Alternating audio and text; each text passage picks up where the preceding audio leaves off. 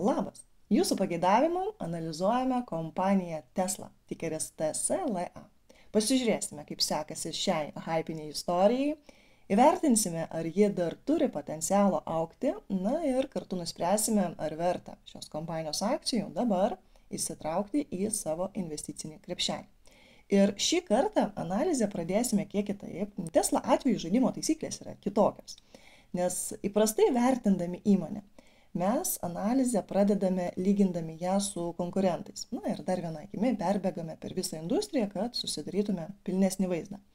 Bet čia toks palyginimas būtų ne visai teisingas, nes nei viena kita automobilių gamybos įmonė neturi savo arsenale tokio faktoriaus kaip Elonas Muskas. Pristatinėti jo tikrai nereikia, užtenka pasakyti, kad tai yra vizionierius, kurio charizma ir gebėjimas pritraukti reikiamus žmonės daro įtaką ne tik Tesla akcijų kotiruotėms, bet ir pačios įmonės veiklos rezultatams. Todėl Musko efektas, lyginant su kitomis šios industrijos kompanijomis, gali būti milžiniškas ir tiek teigiama, tiek neigiama prasme. Bet finansinių rodiklių lyginimas to, aišku, nepadės įvertinti. Kaip jūs žinote, buvo ne kartą kilę konfliktų su valdyba, net buvo svarstyta galimybė Eloną Muską atleisti. Bet pavyzdžiui, šiandien jo reikšmė įmonė yra tokia didelė, kad akcininkai yra pasirengę siūlyti jam $1 trilijono vertės kompensacijos paketą, vien tam, kad jisai tik tai liktų prie Tesla vairo ateinantį dešimtmetį. Ir aš tikrai nenoriu daryti per ilgos įžangos, tačiau vertinant Tesla ateitį, reikia pripažinti, kad Musko svoris yra tiesiog milžiniškas. Ir jeigu jis dėl kokių nors priežasčių pasitrauktų, tai aš net bijau pagalvoti, iki kokių žemumų gali būti nustumta kompanijos akcijos kaina. Nes dėja, bet būtent ant jo pečių ir laikosi labai daug. Kompanija Tesla projektuoja, kuria, gamina, nuomoja ir parduoda elektrinės transporto priemonės. Taip pat energijos gamybos ir kaupimo sistemas JAV ir tarptautiniu mastu, plus aktyviai dirba prie dirbtinio intelekto, robotikos, ir su tuo susijusių paslaugų. Kompanijos finansinė pusė, tai čia matome, kad yra puikiai. Analitikai mato tikrai labai didelį pelno augimą artimiausiais metais, maždaug apie 50%. Dar kartu pasižiūrėkime gal ir Seeking Alpha analitikų prognozės ilgesniam laikotarpiui. Taip, matome 40, 35, 80, 60% metinį augimą, kas yra tikrai labai gerai. Ir jeigu jie pasieks tokį augimą, tai matome, kad ir forwardinis PE rodiklis 29-30 metais jau nebeatrodys toks didelis. Aišku, yra lūkesčio kompanija, labai brangiai vertinta ir jau kuris laikas jinai susiduria su sunkumais. Todėl mums tikrai labai gerai reikia pagalvoti, ar tie sunkumai išnyks artimiausiu metu. Nes jau trečias ketvirtis iš eilės mes matome, kad pajamos jos krenta, pelnas irgi krenta, todėl jeigu ši dinamika laikysis, tai tikrai klausimas, ar nebus peržiūrėti lūkesčiai, nes greičiausia, kad jinai tokių augimų ir nepasieks. Su skolomis problemų nėra, aktyvai auga, akcininkų nuosavybė irgi auga, tai čia yra labai gerai. Pastoviai matome, kad vykdoma akcijų papildoma emisija, tas aišku nėra blogai, bet visada yra geresnė ta kompanija, kuri pati save perka, nei ta, kuri pati save parduoda.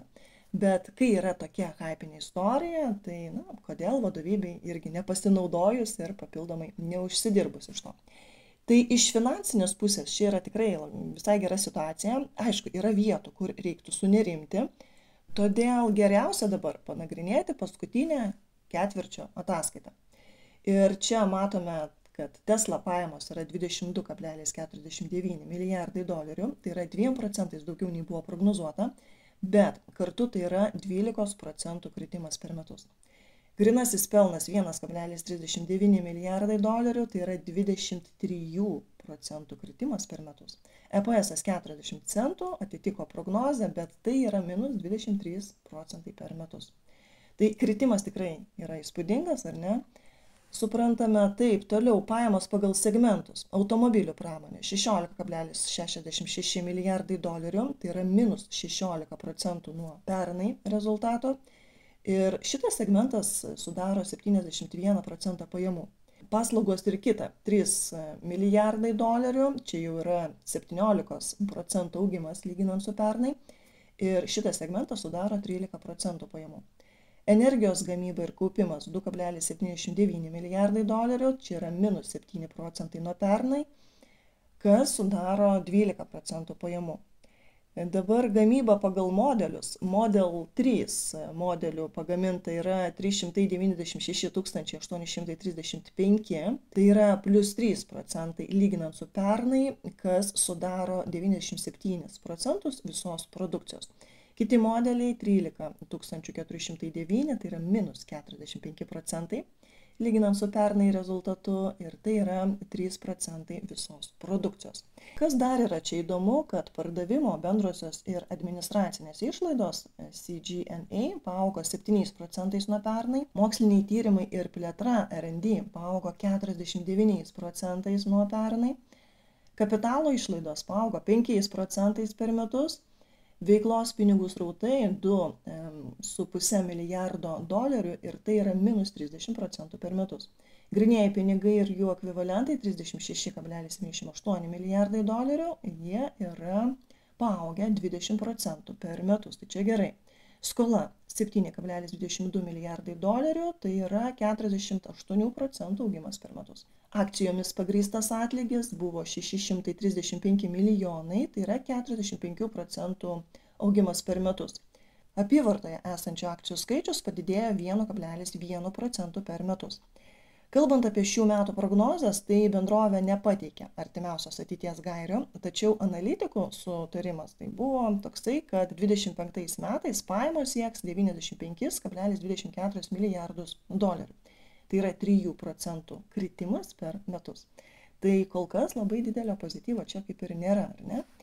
Nors per konferencinį pokalbį buvo rasta kuo pasigirti ir visų pirma tuo, kad pirmoji robotaksi paslauga buvo pradėta teikti birželį Ostine ir iki metų pabaigos Tesla planuoja ženkliai plėsti autonominio taksi paslaugas, jei tik tai bus gauti reguliavimo institucijų patvirtinimai. Taip pat kompanija plečia savo transporto priemonių pasiūlą, įskaitant pirmuosius pigesnius modelius, Model E, kurių masinė gamyba planuojama 25 metų antroje pusėje. Be to, jie toliau kuria Semi ir Cybercab, kurių masinė gamyba planuojama, kad bus 26-aisiais.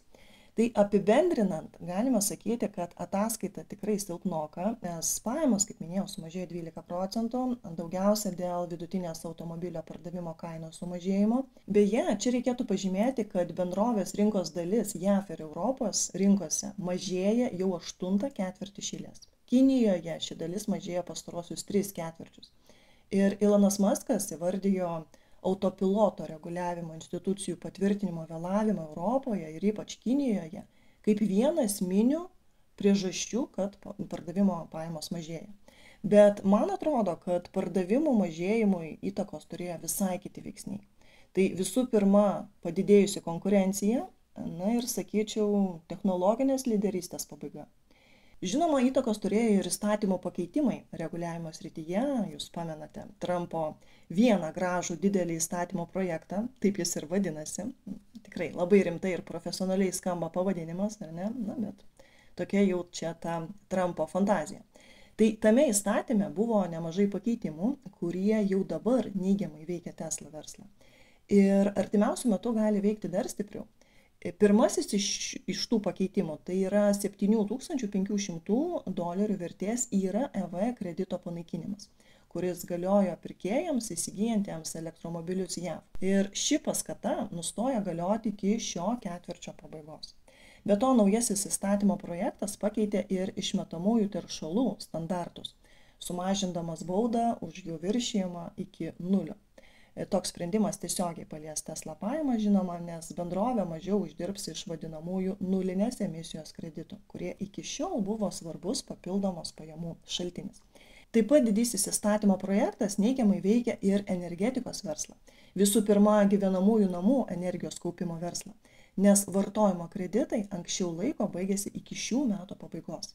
Taigi matome, kad ir energijos kaupimo srityje yra iššūkių. Dabar kalbant apie tarifus arba draugystės nutraukimą su prezidentu, Tai visi šie veiksniai, aišku, prisidėjo prie prastėjančių rezultatų, nes paramos krepšeliai mažėja, sąnaudos auga, atsižvelgiant į gamybos ir pardavimo vėlavimus ir išaugusias kainas. Ir tikėtina, kad artimiausių metų tos sąnaudos tik didės. Ir nors sakiau, kad konkurentų nelyginsime, bet noriu vieną momentą jums parodyti. Žiūrėkite, Teslos esamas ir būsimas kitų metų EPS, jo augimas praktiškai yra labai panašus kaip ir kitų automobilių gamintojų, ar ne? Bet štai PE ir forwardinis PE, tai tikrai labai išsiskiria Teslos, ar ne? Bet žiūrint į EPS Next 5 Years, Tesla irgi atrodo neįspūdingai, tiesa.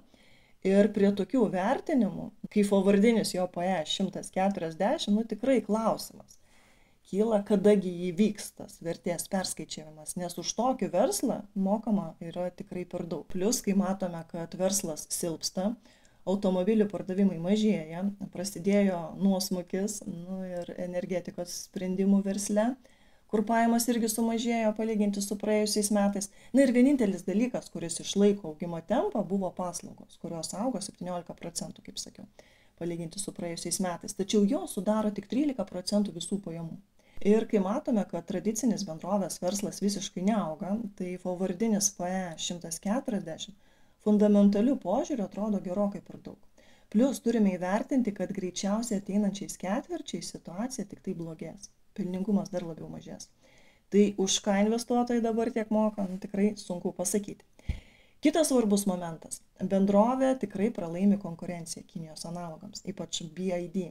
Apskritai Tesla panašu, kad praranda rinkos dalį visur, kur yra tiesioginė konkurencija. Jau nekalbant apie reguliavimo sistemos pablogėjimą, kuris sumažins pelną jau ketvirtąjį ketvirtį.